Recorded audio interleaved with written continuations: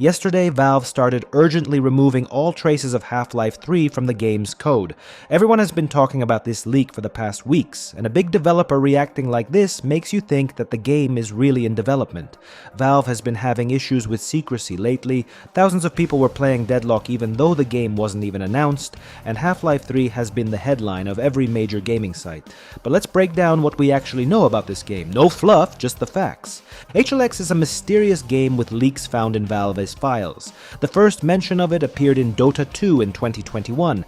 That was when Valve actively started transitioning to Source 2.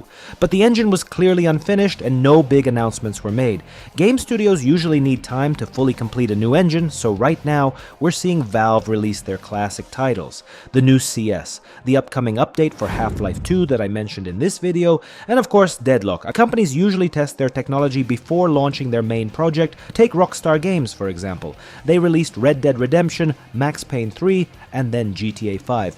We're seeing a similar situation here. But let's get back to the leaks. A key point is the code related to the Combine. There were tons of actions described in the code, right down to how the Combine will engage in sniper combat, use shields and plant mines, and how they'll take cover during firefights.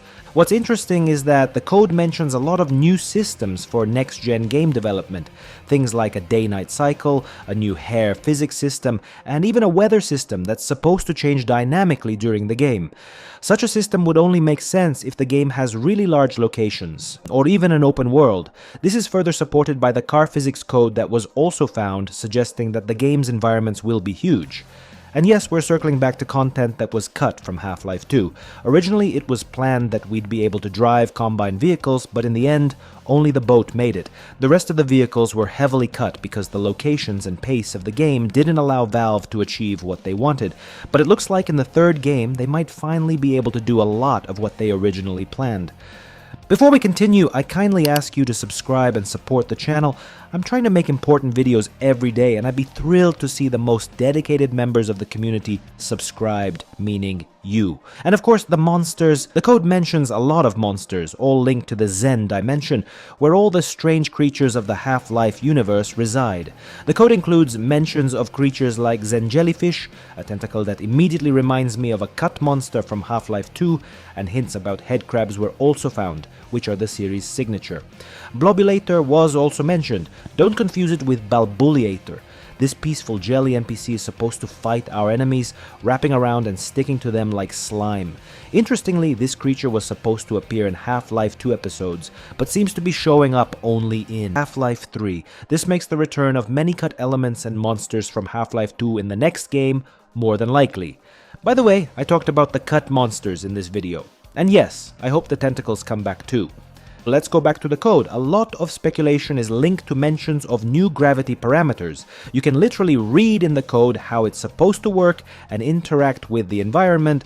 But wait a minute, in what game was gravity a major feature? Yes, the gravity gun from Half-Life 2, but why would it need new parameters in 2024? Because this is a new gravity gun that we're likely to see in Half-Life 3. But let's go back to the beginning. The buzz started with the leak of Project White Sands in Natalia Chandel's resume. This project clearly references the location where the events of the first Half-Life and Black Mesa took place. Then there were code leaks. The mention of the HEV suit line caused a lot of excitement in the community. And just the other day, when the buzz couldn't be silenced, Valve changed that code to Burbank suit. Doesn't that seem a bit too suspicious to you? By the way, I analyzed all these files in detail in this video. Moving on. Another line, Hound Eye, clearly referencing creatures from the Half-Life universe, was also renamed. This time they changed it to NPC Monster. Too many coincidences, don't you think? In general, that's all you need to know about the development of Half-Life 3 to be convinced that this game definitely exists. In the next video, we'll dig into more hidden files and Valve's findings, and I think it's going to be even more interesting, especially in light of the latest leaks.